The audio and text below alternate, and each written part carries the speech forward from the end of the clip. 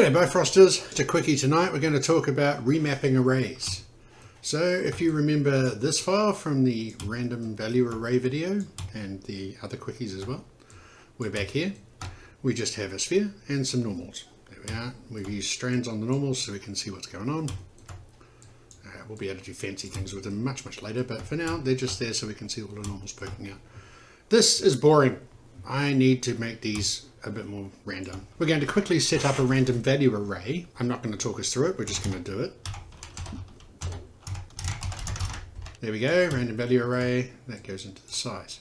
So there's a random value array. I'm going to leave the offset at 0 to 1 right now, and then I'm going to multiply my point normals by this random value, which is having a think right now, and then I'm going to pop that back into the normals.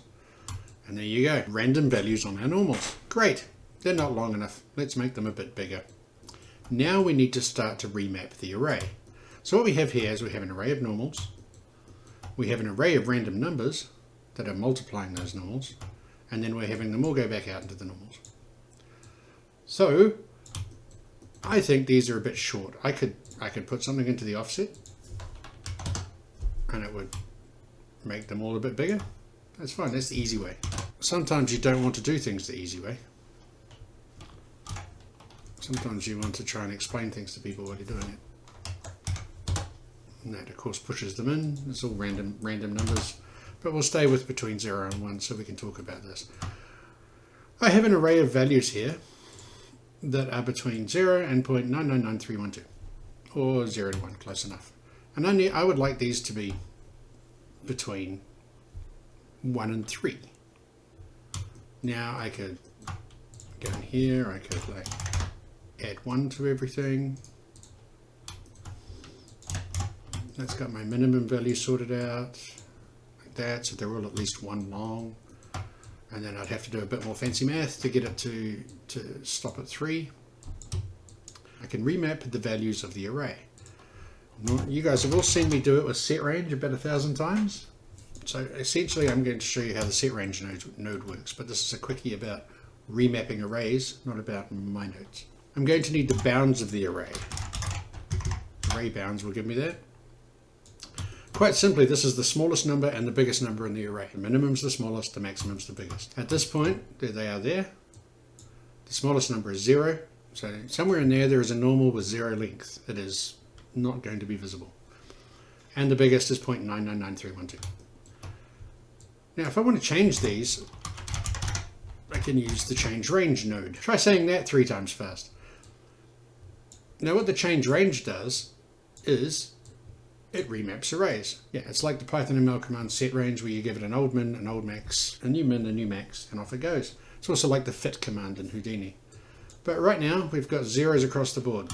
So our random value array, which comes out at 0 to 1, is now being remapped to 0 to 0.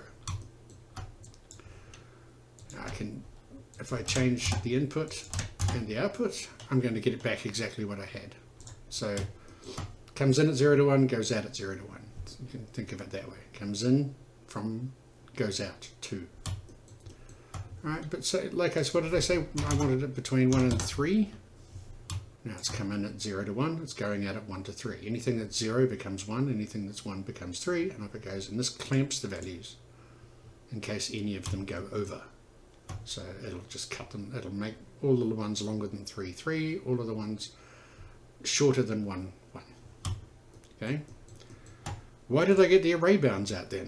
Well, that's because I am what's known as a lazy artist. Instead of every time I put down a change range, I have to go in and I have to remember what values are coming out or what my array values are and all of that kind of thing. I'm like, I don't want to go through and find my minimum, maximum values. So we just pop that in here. So minimum goes to from start. Maximum goes to from end, and now you see I don't have to enter anything in here.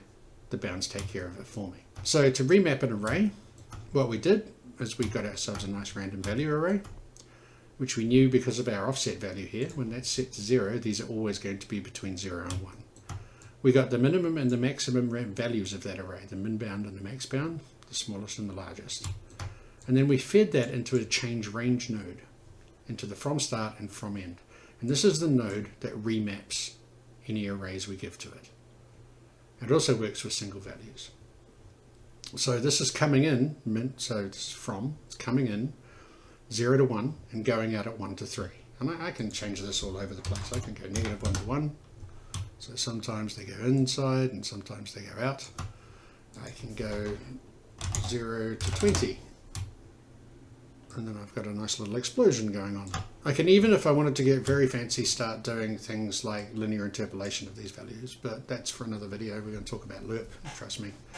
So that is essentially remapping arrays, and just to show you before we head off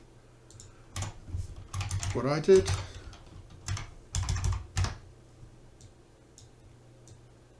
Pop that in there. At the moment it's just set to 0 and 0, but if I set that to back to 1 and 3,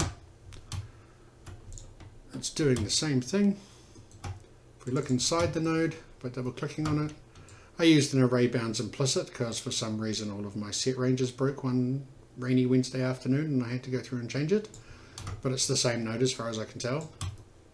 You can see I've plugged them, the min bound and the max bound, into the from start and the from end, and then my input min and max, which is what you see when you're out here, goes to start and to end, and I've just left clamp on in this case.